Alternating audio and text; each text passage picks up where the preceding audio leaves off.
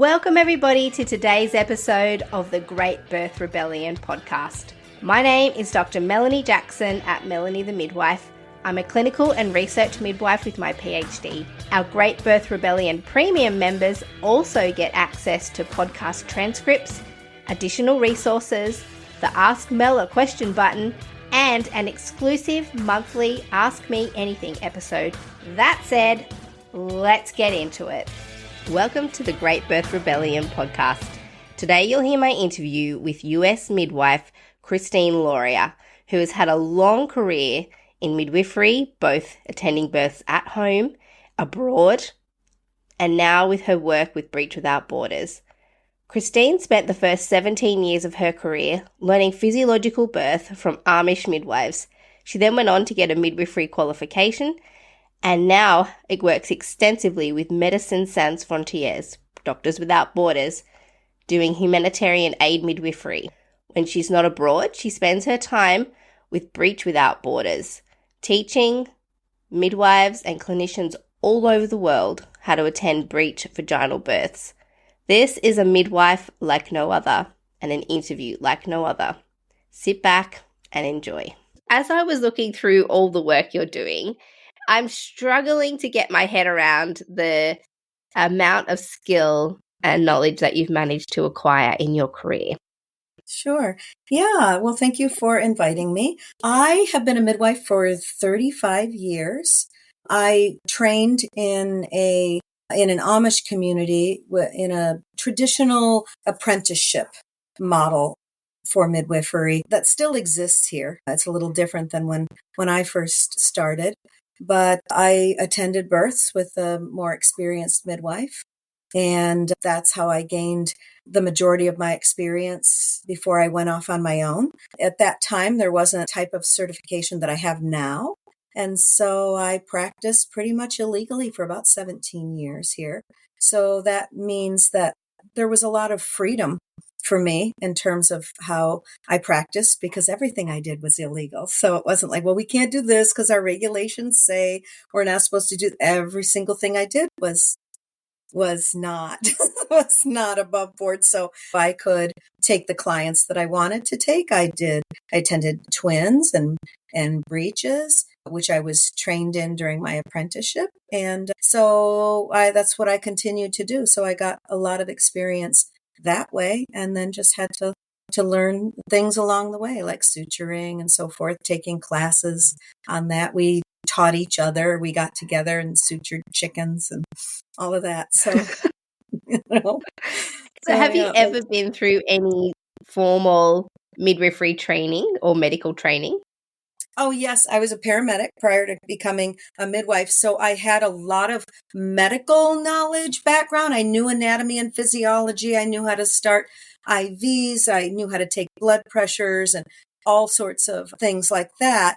And I knew what it was like to be in emergency type situations. So I think that helped prepare me. Certainly, I definitely had a head start with midwifery in that regard. And then when I went on to get my certification for my CPM, I had to go all through skills workshops and signing off on my skills, and then sit for a test, an exam, and then I was able to be certified. And I did that in 2007. So, yeah, wow. I did have formal training, and I continued to, whenever there was a course or anything that I could take and still do, I take it so that I keep my skills up and I learn new things as well. People refer to you as a traditional midwife, and so I assume that that's because of how your career started in midwifery with the Amish midwives who trained you. Yeah, well, I consider myself a traditional midwife because I very much view birth as a normal physiological process that most of the time goes just fine, regardless of the circumstances. And I think that now in our culture, we tend to pathologize a lot more in birth, and it's not happening just in hospitals. It's happening among midwives as well.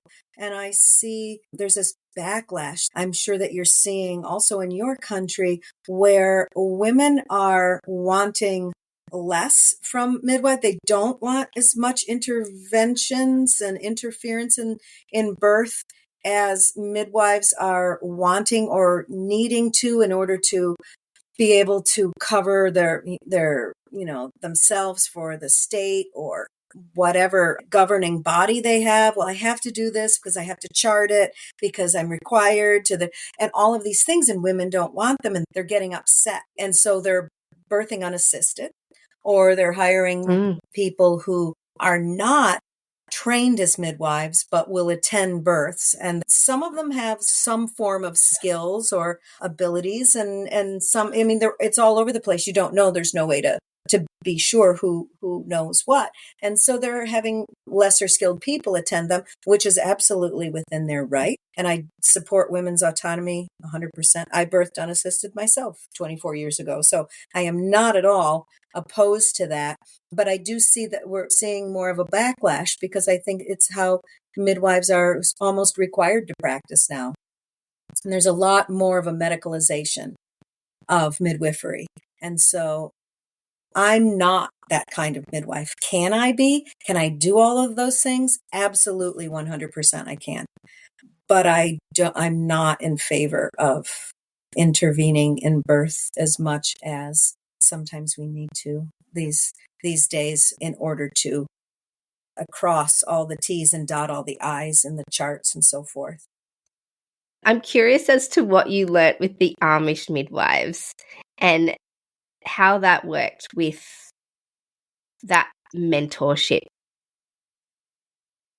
Yeah, the Amish are a very distinct group. There are different subsets, just different levels of conservatism. Most of them drive buggies, and they plow their fields with a horse and plow. So very much anti progress, and no TVs, no electricity.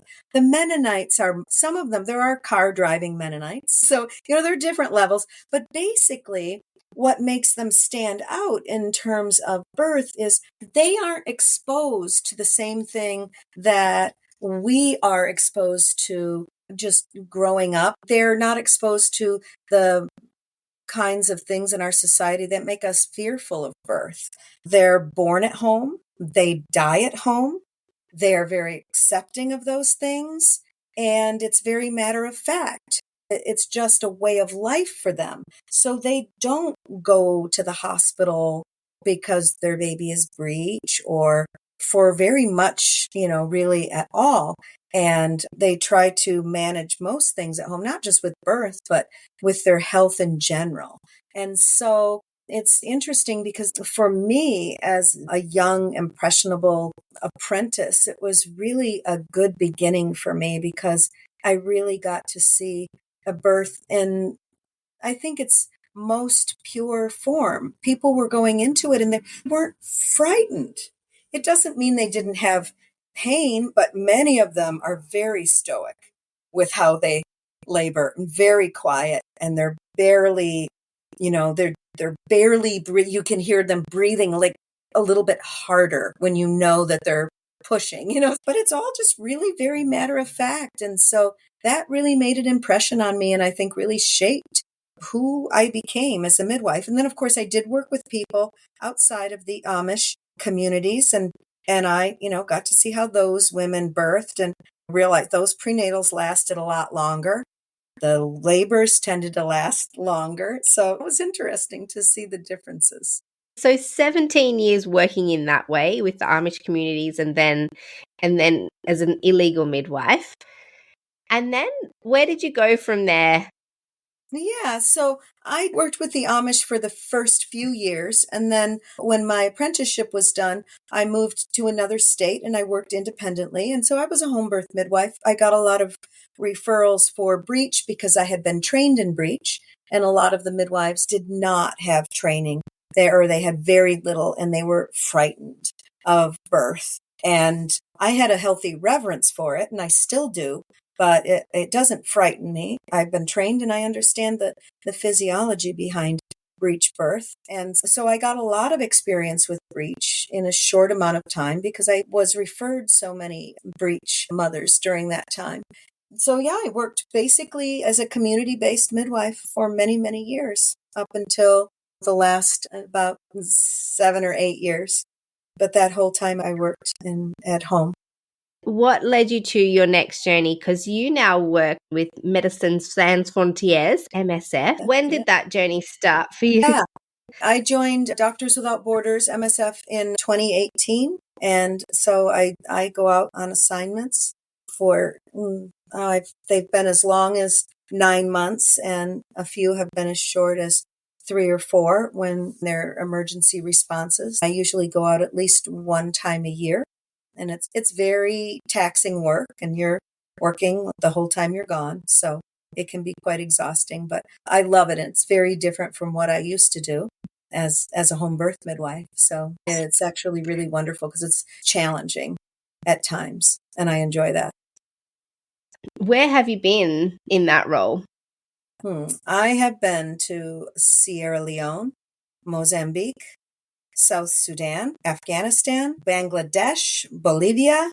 I was on our search and rescue ship in the Mediterranean. I was in Egypt last year. So all over the place. And what do Doctors Without Borders, MSF, what's their job? What do they do? So we're the largest medical humanitarian aid organization in the world. We work in over 70 countries. We respond to natural and man-made disasters, disease outbreaks, conflicts. We go into conflict zones, and we provide medical care. That's the focus, specifically medical care. And we do have a sexual and reproductive health care component. So I go in as a midwife manager. There is usually staff that's already there. They're national staff. They live in the country, and I work alongside them. I do capacity building with them, and I'm just there to oversee everything. And some of those projects are maternity projects. And so we do prenatal, birth, and postpartum care, also usually contraceptive care and SGVB, so gender-based violence, because in most of the places we go, there is a large population of women who experience sexual assault because it's used as a weapon of war. And so a lot of the places we're going are conflict areas, and this is what we're seeing. Many women a day who have been sexually assaulted. And so it's part of our job in SRH to treat them and counsel them. What made you want to do this work? Because it sounds like you need to be always on and just buzzing to do that kind of work. Yeah. Well, I had been out of the country a few times. I lived in Guatemala for a few years. My son was actually born there at home. And I have been to a couple of African countries and worked for 6 weeks at a time over the years while I was doing home births. And I knew that I wanted to do humanitarian aid. So when I was ready, I applied. And it's definitely something that I feel very drawn to. I enjoy doing it because it's very challenging. No two places are alike. No two projects are alike. There are language barriers. There's all sorts of cultural barriers. It's just really challenging on a multitude of levels. And then, of course, it's clinically challenging when I'm working with birth. It's unbelievably challenging because the places I go, or at least the places I have gone, there are no obstetricians. And so it's me that has to figure out what I'm going to do for this particular situation. And there are some very high risk situations, very complex situations at times. When you're in those places, do you lean in more to your paramedic training or the midwife training? Yeah, certainly the midwife training and all of the years of home birth and just dealing with normal birth the majority of the time, and knowing that less is more. And even when I've been in just unbelievably complicated situations and scenarios with mothers and babies in the field, and seeing it resolve with the least amount. We have very few resources. We have our standard medications and things, but we do not have all sorts of equipment, and it's just really very basic. And somehow we're able to get babies out, and most of the time they survive if they're term. And so it's just amazing to see what women are capable of, what our bodies are capable of, and just how amazing nature is, even when all that you've ever been taught was, oh, this is not possible.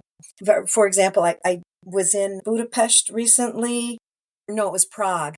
And I was teaching there for Breach Without Borders, because I teach breach around the world. And I met a doctor there who took my master class on breach in twins.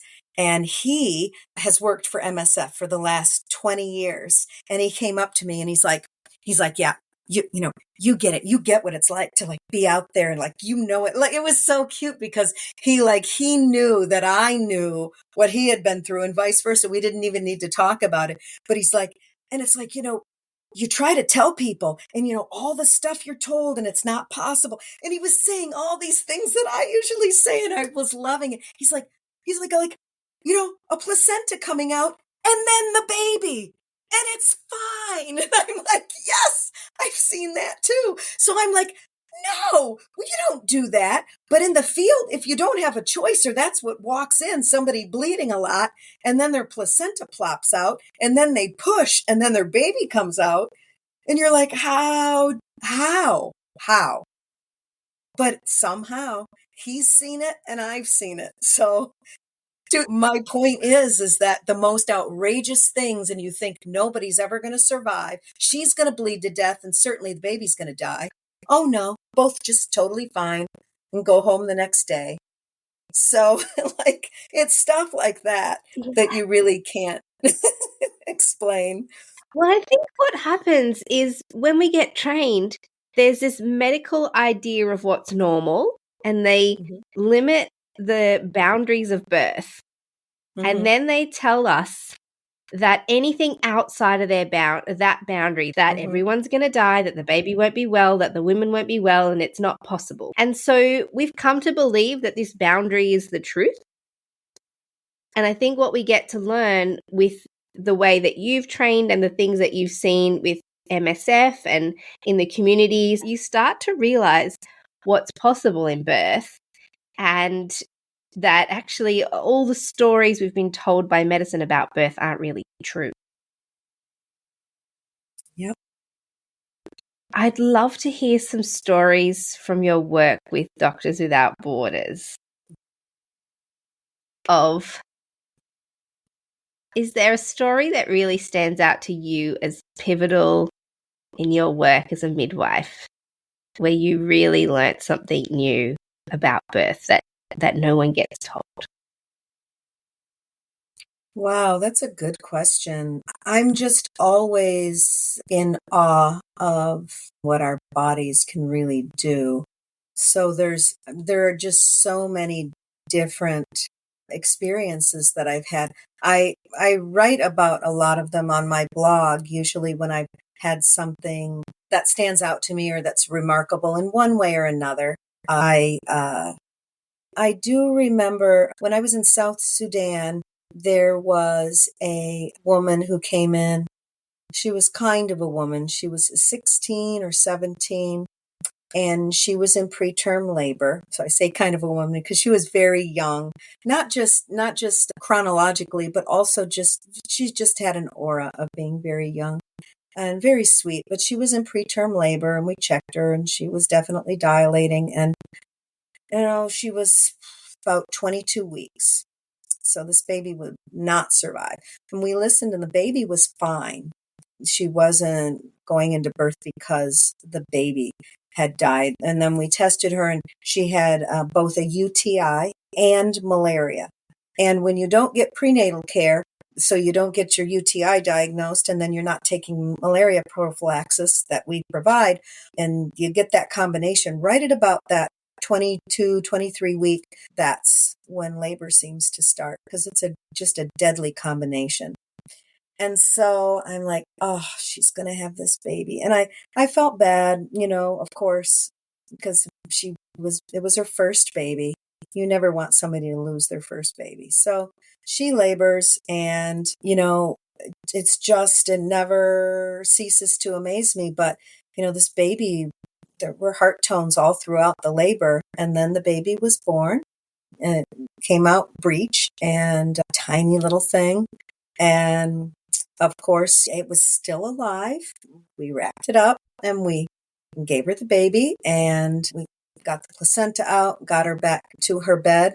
And there's nothing we can do. That the eyes are still, shut at that time, right? The baby can't even open its eyes yet. And they don't have hearing at that gestation either. But this baby, I would go by the bed and peek in, and it was still breathing, and it was an hour later, and then it was 2 hours later. And of course, we had explained to her, your baby cannot survive at this gestation. So no matter what, it's just not going to survive. And she said she knew, and her mother was there with her. She was there, and I went in like 5 hours later. This baby's still alive. I'm like, how is this even possible? And it was a little girl, and all I could think of was, this is why in the United States they're able to save these babies. This baby is on nothing, absolutely nothing, no palliative care. The palliative care was its mother's arms, right? And it was just so incredible, and I was just stunned. And I went back by her bed a little while later, maybe 6 or 7 hours. And oh, bless her heart, she was expressing colostrum into the baby's mouth. And it was just the most gut-wrenching and like beautiful thing. I was just like, and I just was so heartbroken.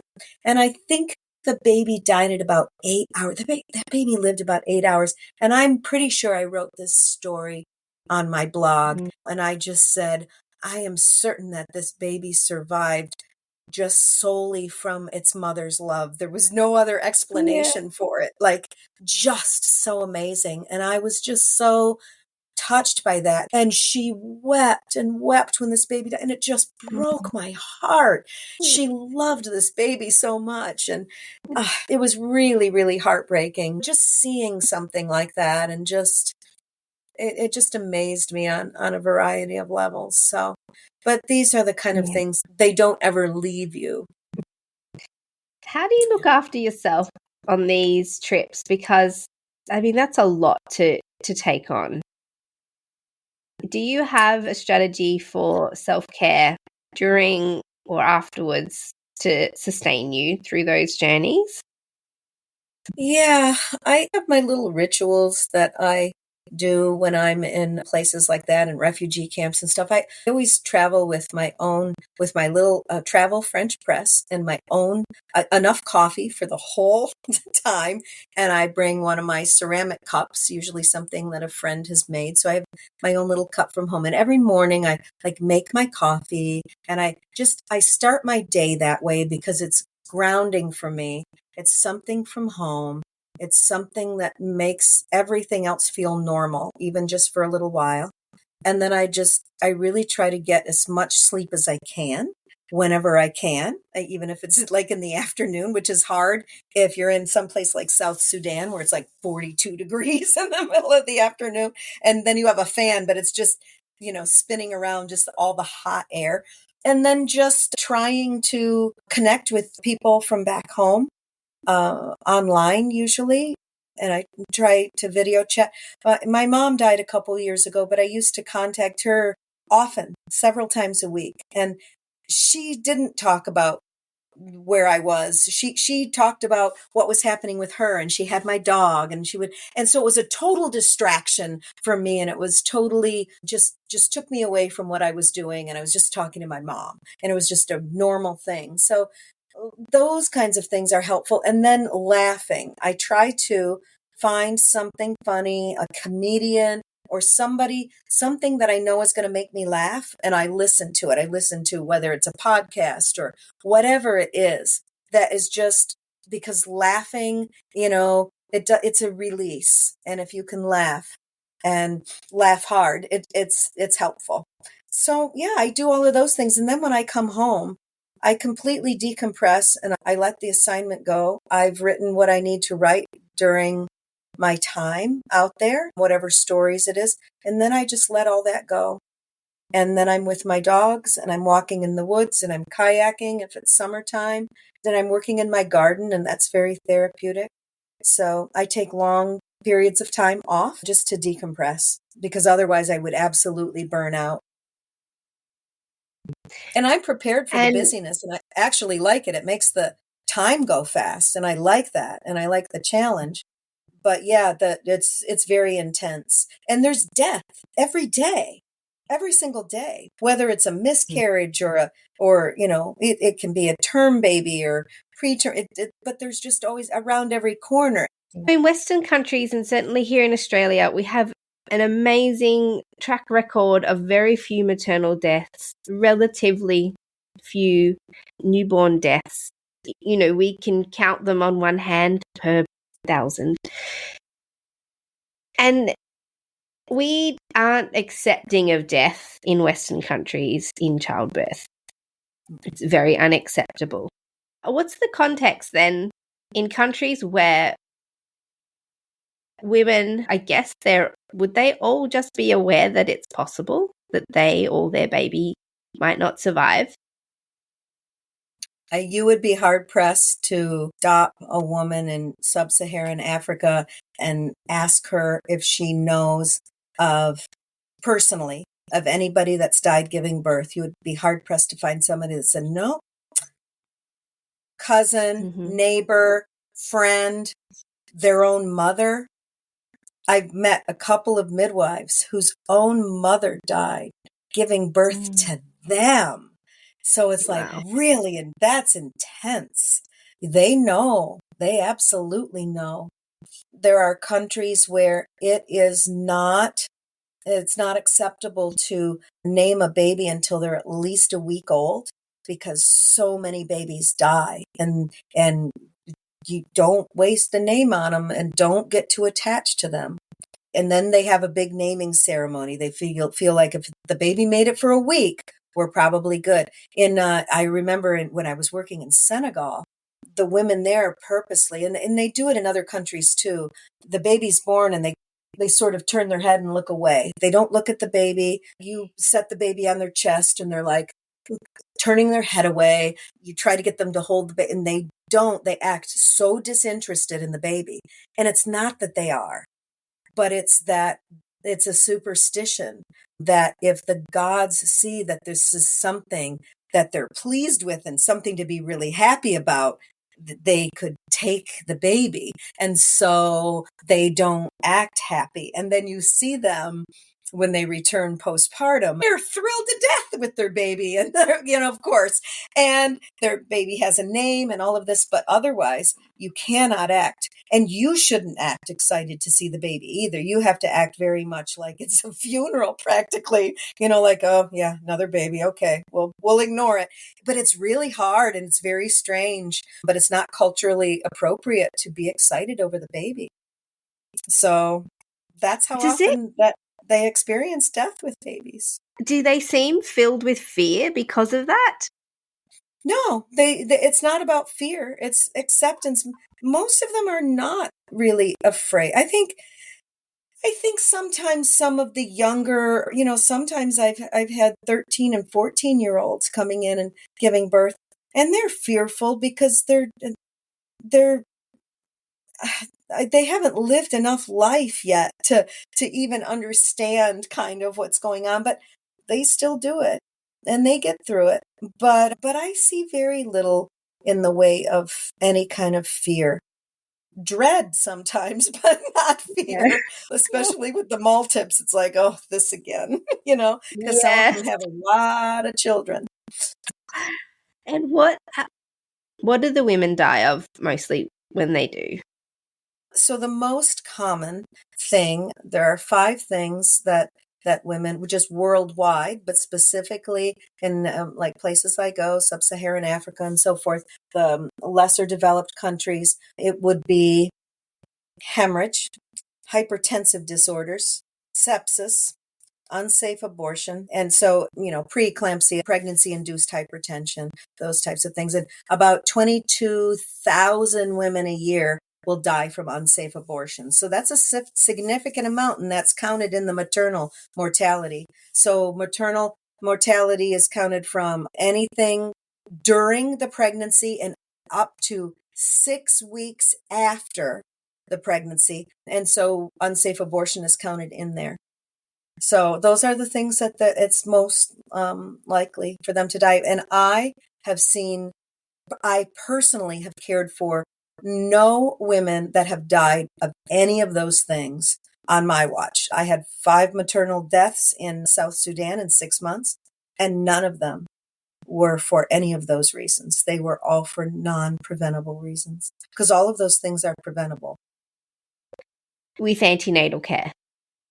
Yes, just with care in general. They're preventable or they're treatable. I mean, I've had some pretty severe hemorrhages where I thought somebody was going to die for sure, and they didn't. And I have to say, it's very humbling work, but I'm no, proud is not the right way to say it, but I'm grateful nobody has died on my watch. And I'm very happy with the care provided. It wasn't just me, the whole staff, we all would work together, and nobody has died for any of those women. And we had a woman that had 7 seizures, came to us having 7 seizures during her labor, and we got her safely to the other side and the baby. And 2 days later, they both walked out of the maternity. So I've seen some impossible things. And I'm grateful that nobody has died from anything that I potentially could have prevented, because it would have been very difficult to deal with. Your blog, Midwife Without Boundaries, it's .wordpress.com from memory. Yes, that's right. Yes. I've been really reading. And these stories, I really want to encourage listeners to go onto that blog. I will link it in the show notes to the podcast and read the stories, because it's a collection of lessons. Although it's a collection of stories, I do believe it's a collection of lessons for us as midwives. We've been told how to think as midwives, and I feel like your blog offers an alternative way of seeing birth and death. Can you now take us on the journey of your work with Breach Without Borders? Yeah. I'm getting a sense that you are Midwifery Without Borders. Yeah, so I work with Breach Without Borders. I'm one of the instructors, and I'm the global midwifery director. Fancy title for, whatever I can do in that regard. But I started teaching with them a few years ago. I was in Australia the end of 2022, and New Zealand, and we're going back there in spring of 2025. So yeah, I've traveled all over the world teaching breech with them. I love it. I have an extensive knowledge of breech birth and very good skills with breech. And I can't attend every single breech birth in the world. So you teach it to somebody else who can then, the amount of emails and messages and things that I get with somebody saying, I took your class like 6 months ago, and then I attended a breech 2 nights ago, and X, Y, and Z happened. And, I was so calm because you told me, I took the course and I took the online class and I knew what to do, and everybody was fine. Or a mother messaging saying, you trained my midwife, and she attended my birth because she was confident and had the skills and training, and I had confidence in her, and I didn't have to have a cesarean because that's what the doctor was going to give me. So it's like all of these people not having cesareans, and all of these midwives successfully knowing how to do maneuvers with these breech babies. And it's wonderful. And it's really changing the tide where breech birth is considered. So I am really very proud of that work, because And I think it's really important. It's just as important as me doing humanitarian aid. It's very important work. It really is, because we have to stop sectioning everybody for breech, and we have to start the women that want cesareans for a breech baby. Absolutely. They should be able to have them. But the ones that don't should not be coerced and bullied. It's very damaging. And the obstetricians are de-skilling themselves in breech births. Yeah. And I think what's happened is that women won't tolerate that. And so now midwives are taking up the skill again. I just think of it as, we get comfortable with babies that are head down, and then we know what to do if they get in trouble with a shoulder dystocia, for example. Mm-hmm. And I just see breech birth in the same way as, well, now this baby's just bum down, and like a head down birth, you don't have to do anything unless the baby's telling you it needs help. Mm-hmm. And so then you help it. But imagine if midwives went into birth thinking, I have no idea how to help a baby that's having a shoulder dystocia. We would never tolerate that as midwives, because it happens and we sometimes need to intervene in that. And in the same way as breech, I have midwives say, oh, I don't need to learn how to do breeches because, somebody else is responsible for that. Yeah. But if a baby's coming bum first and there's an issue and you're there, why not have those hands-on skills? I'm part of the online community for Breech Without Borders, and I watch the videos while I'm cooking dinner. So people can do the online Breech Without Borders course. It's quite extensive, actually. It is. There's more new and better lectures. There's updated videos. Mm-hmm. Definitely worth it. And yes, like you were saying, anybody that wants the training, well, maybe we're not coming until next spring to do the hands-on training. That does not stop you from going online and watching the lectures and understanding and just watching the different videos. And then we have our live sessions, which are wonderful. And you can come on, you can ask questions. You don't have to say anything. You can just learn. There's usually about 50 people or so on those sessions, and they're from all over the world. So those are really helpful because we usually show videos. We'll have sometimes a guest midwife or physician that comes on with a breech or twins or something that they just attended, and then we talk to them and about them. Some of the births are straightforward. Some of them are complicated. So it's really quite educational, and I think you learn a lot. And the book is excellent too. And I just think there's no excuse anymore for a midwife, because I think before we used to be able to say, actually, it's a bit hard to find good training in breech birth. Mm-hmm. I do think that was the case. I don't think that that's an excuse anymore for anybody, for doctors or midwives, because this training relates to everyone. And so the online course is amazing. The book is amazing. You're coming back out to Australia next year, 2025. I'm also actually running a conference in August here in Australia, the Convergence of Rebellious Midwives, it's called. And we've got Stu Fishbein coming to do 2 breech workshops. They sold out almost instantly, but he's coming to do some lectures as well. So there's no shortage of opportunities for people all around the world. So if you're listening, this is your cue to get onto the Breech Without Borders website, buy the course. It's only a few $100s. It's so cheap. You guys need to charge more for what you're offering, by the way. Could you give us, I don't know, that's a crazy question. I was like, one top tip on breech birth, as if you can really wrap it up that way. That's tip. What people want to hear. Yeah, I know. I wish it was so easy. Well, I guess I would say really focus in the beginning on really understanding what's normal and watch normal breech birth over and over again and understand they rump transverse and then they go to sacrum anterior, so that when something is abnormal, you're able to go, oh, this is not normal. So I think really getting very comfortable and knowledgeable with what is normal, so that when it deviates, that's when you need to step in. The same with every other birth, isn't it? Understand what's normal, and then you can see what's abnormal. Yeah, it's just a little bit more nuanced with breech. You all have Andrew Bissett's there, and he teaches the Hmm. babe course. So, and I've taught with him. He's delightful. I Hmm. love him. Any breech training you can get. I tell people, whoever somebody's doing wants to treat you, who you should have come is Nicole Morales. Oh my, she's just amazing. And she does all the inner pelvic where she's got the breech release. It's a book, and it's about all the body work and releasing certain ligaments, tendons, and all the things that are keeping these babies sometimes from being able to turn, because a certain amount of them can with some body work.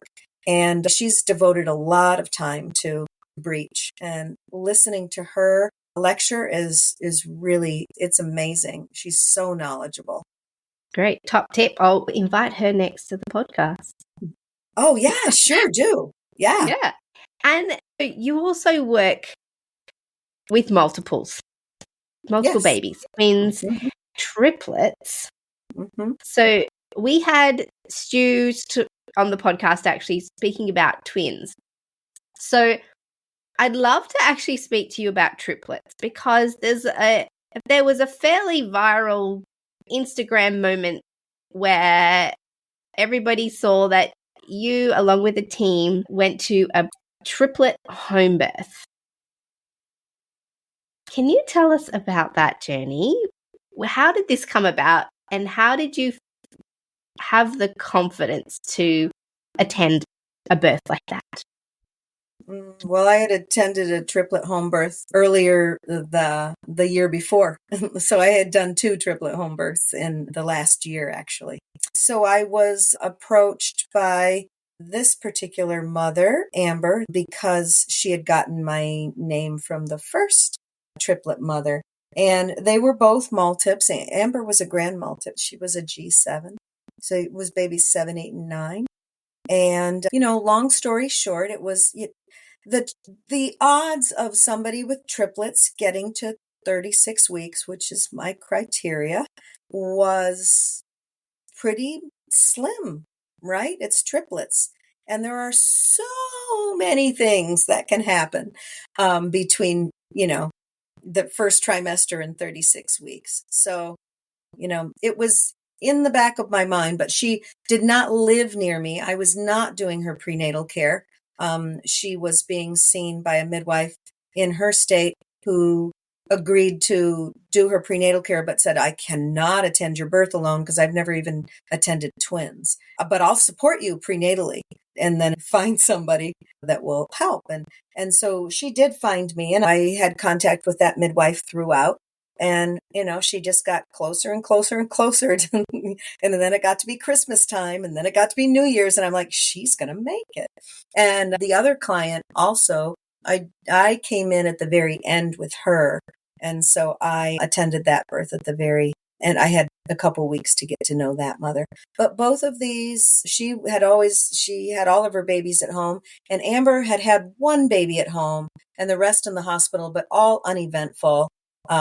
She liked giving birth. She was good at pregnancy and good at birth. She didn't have even she was still able to wear her wedding ring at the end of her pregnancy. Like I take a plane ride and I can barely get my rings off at the end of the flight, like going over to Australia. It's like my whole body swells up. Nope, not her. So she was just unbelievably healthy. She took very good care of herself and her babies, and she knew what she needed to do. She just had the right mindset, and it was all about having her faith and her ability to birth, herself having the faith, and not viewing me as somebody I was coming with a certain skill, but I can't come with any guarantees, and she knew that. And so she went into labor at 38 weeks and 2 days. And, triplets cannot go to term, as you know. It's just impossible. And yet she did. And yet the other woman did. Her name was Michelle. She went to 39 and 2. So it's not a fluke. It's just that if you induce everybody or you section everybody at 34 or 35 weeks, how do you know how long they actually would have gestated? So this is my whole point of we just don't know what's possible because we don't allow it. And she could have risked out the day before she gave birth. Every time I went to her house, which was every other day, the last 2 weeks, to check on her and the babies, and she was getting biophysical profiles, but I always took blood pressure. At any point in time, that blood pressure could have spiked. And literally every time I walked in, it was in the back of my mind, like, oh, today might be the day. Her blood pressure spikes, and she also says she has a little headache or something, or now she has swelling. And then we see some protein or whatever. Nope, never happened. And yeah, she went into labor and she wanted her mom to receive the babies. Her husband did not want to, and she didn't want to herself. And I don't really like to do it because I don't think it's my place. I only do it if there's really nobody else and they're going to fall on the floor. But otherwise, she's like, oh, I'd love my mom. She's been at all my births and she's never assisted with a birth of any baby ever. And I'm like, okay, grandma, it is. And so she did. She received those first two babies, the first of which was cephalic and the second one was Frank Breech. And so, so she had her mom, and then I assisted with the third one. I mean, midwives, we don't know anything about triplet births. You might be one of the single unicorn midwives who has attended enough triplet births to have some understanding. How many triplet births have you been to? I've only been to 9, but just 2 in the U.S. at home. Those are the only ones I've ever done at home in the U.S. All the rest have been done abroad in the field. So, and then the rest have all been, and they've come in, and I'm trying to think the earliest set. The earliest set I think was about 34 weeks, but all of them have been at least 35 to 37 weeks. In those contexts, you're never sure exactly what gestation anyone is because they don't remember their last period, or they're not quite sure. So, and you can't go by measurements because they're measuring way high for dates, and they usually don't have an early ultrasound. So you just don't know. And so you're just kind of guessing. And then they come out and you can kind of like look at their little palms and the bottoms of their feet and just, how well they're doing. And they usually do well. All of the ones that I've assisted out there, they've done just fine. How did you prepare for a triplet birth? Were there particular things that you potentially anticipated could need your attention? Yeah, so, well, I prepared the moms for, but just describing all the possible things that might need intervening and letting them know. And I specifically described to Amber, what an extraction would look like because her third baby, the boy, was transverse. And I said, if he doesn't move out of that position, or if he decides to, figured if anyone was going to give us trouble, it would be him. I thought that just kind of intuitively and just from experience. And, I said, if his heart rate dips or he just doesn't come down, I might need to extract him. And I explained what that was and what it looked like. And she consented to it. So, just really preparing. We're always prepared for hemorrhage. We're always prepared for a baby to not be responsive and we need to resuscitate. We have to actually be prepared for the most bizarre things in the world, like none of the babies coming out and breathing. So we have to resuscitate all of them and have enough things that we are prepared to do that. We had to resuscitate nobody, but we were prepared to resuscitate all 3 if we needed to. So it's the same as with a singleton or even twins, just more of it.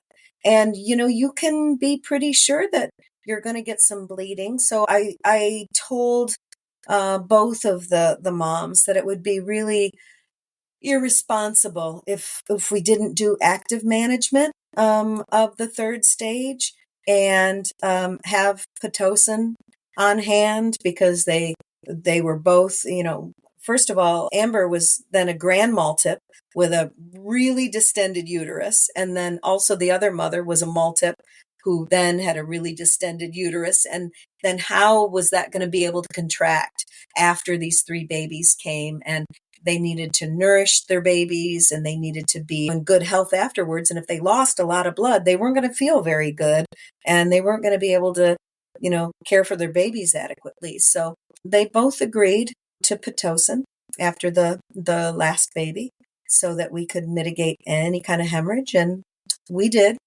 And so I was very pleased with that. But I wouldn't, as much of a traditional midwife as I am, I'm also not foolish.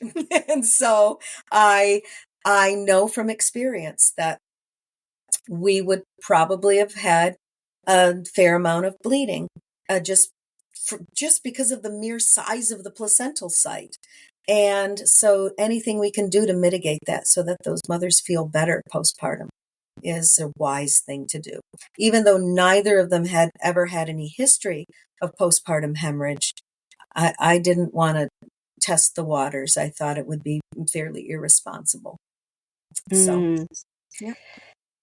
Yeah. And they both agreed to have a heparin lock. So we had an open line to a vein in case, because it would have been really ridiculous to have these babies born at home, have everything go fine with the birth, and then have excessive bleeding, have to transport the mom it's like when we have ways to mitigate that. It's one thing if we did everything we could to make everything okay and then it wasn't and you had to go in. But it's a whole other thing of, we should have just done that. I would have felt awful, and it wouldn't have been fun, and it wouldn't have been, it would have been not ideal. So I think mitigating those risks is a good idea. Yeah, there's a place for this. There's Mhm. sometimes people get indoctrinated in their own philosophical understandings of birth and try and normalize absolutely everything. Everything. And there's no nuance of, actually, there's 3 times the amount of placental space on this woman's uterus. Yeah. It makes sense that she's really at risk of having a bleed. And we've got really, really easy basic tools to stop this. Why wouldn't we? Exactly. Yeah. Exactly. Yeah, and so, I guess basically the way I looked at everything, Amber was the kind of person she was just taking responsibility for her birth. And she was a healthy, pregnant woman with a fabulous obstetrical history of literally not any issues at all. She just happened to be gestating 3 babies. They were try, so they each had their own placentas. So she was not high risk. She was a mother that had a multiple gestation, a healthy woman carrying 3 healthy babies. And she could have become high risk.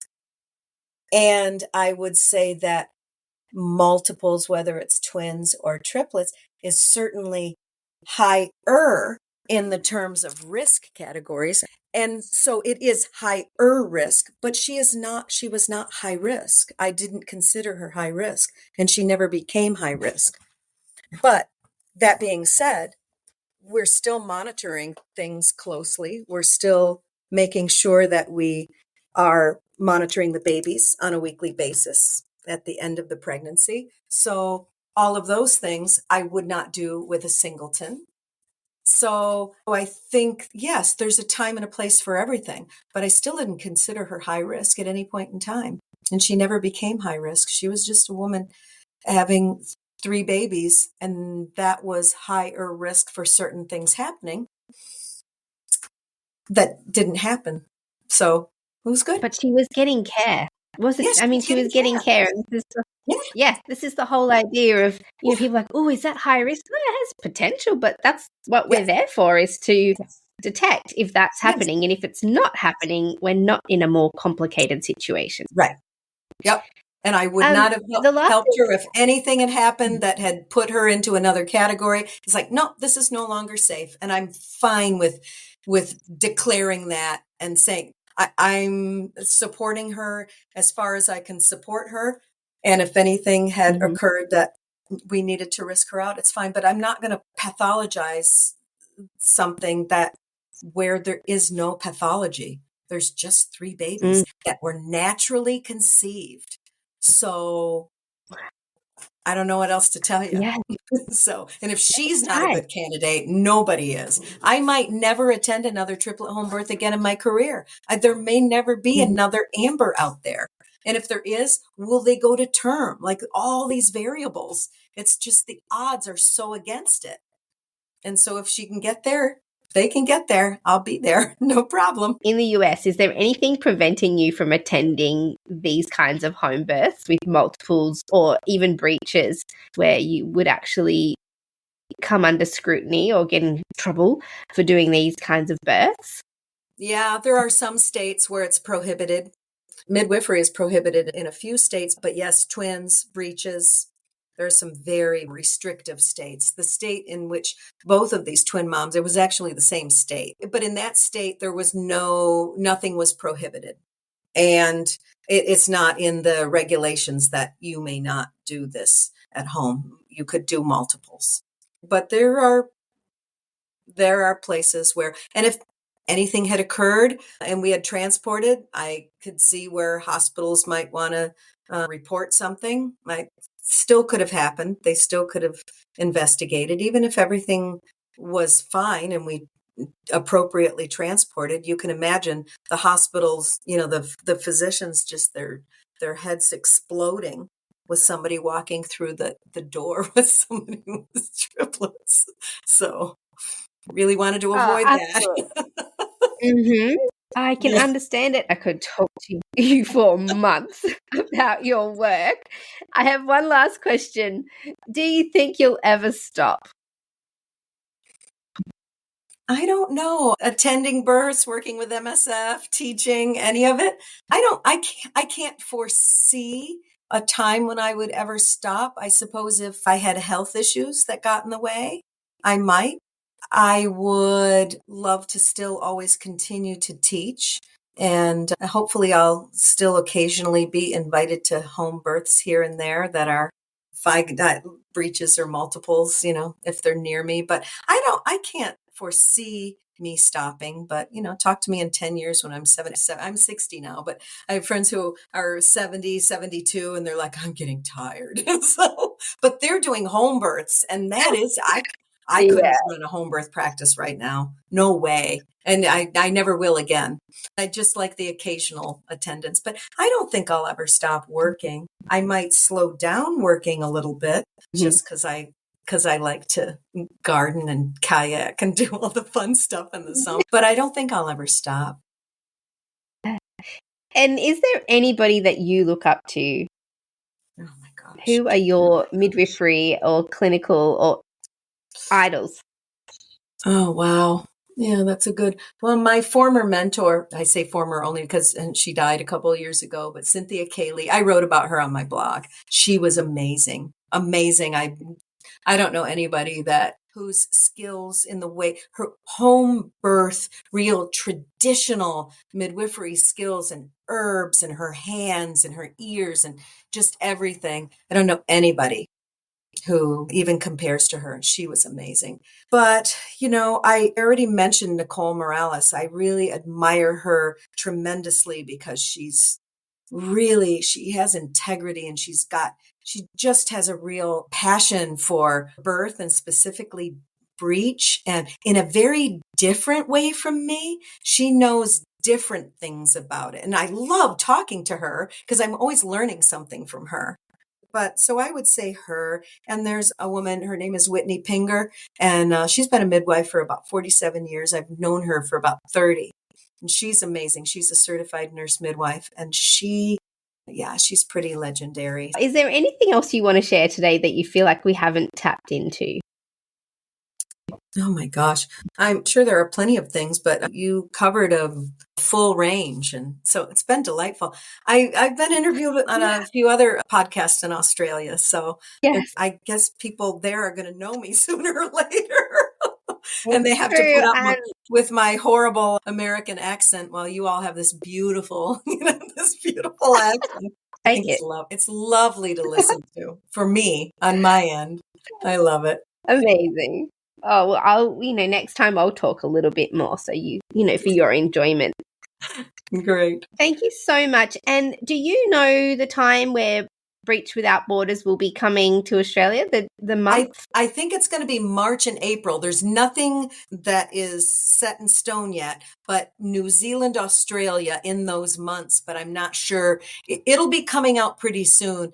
And if you're on Instagram or whatever, you're not going to miss it because we will definitely put it out there. But people, like you said, people can start taking the online part now because that's a prerequisite to do the simulations anyway. You have to finish that. So you can do it as far ahead as you want. We'll put all the details in the show notes so that you can find Kristine, so that you can find Breach Without Borders. And everyone listening to this podcast has an opportunity now to learn. It's online. There's no excuses anymore. Nope. And we're just so grateful that you really, you value different ways of looking at birth and you're not frightened and you've not taken on the rhetoric and the authoritative knowledge about what medicine has told us about birth, that it's only through people like you and the work that you do that we actually get to keep truly understanding what women are capable of and what birth is truly like. And I just encourage everyone to read your blog because that seems to be where you offer a lot of information about your learning. And that's the way we're all going to learn, through those stories. Yeah. Thank you. Thank you so much for recognizing that. It's and recognizing my view of birth and how you put it very, I don't know, in a way that nobody else has before. So I like what you said there. Thank you. Yeah. Thank you. You're welcome. I'm just perpetually curious about birth. I just want to know the truth about birth. And, me what too. else can they do? Yeah. Even now, after 16 years of attending home births, I think every time I go, that's new. Okay. Yes. Got it. Yeah. Yeah. I love that I can't truly ever know the full depth and capacity of women, even after all the births that I've attended, and you even more. There will never be a time where we go, right, I've seen it all. Nope, never. Nope, absolutely not. There will never be. And that's what makes it so exciting. Incredible. Well, I hope I get to see you when you come back to Australia because that's definitely something that I'd love to be a part of. Oh, I would love that as well. Thank you for being here for today's episode of the Great Birth Rebellion podcast. If you want to get access to all the resources that we use to create every single podcast episode, you can join the mailing list at melaniethemidwife.com. Or better still, the Premium Members Hub. The Premium members get access to transcripts, the Ask Mel a Question button, an exclusive Ask Me Anything episode every month. All the details are in the show notes, and I will see you in the next episode of The Great Birth Rebellion.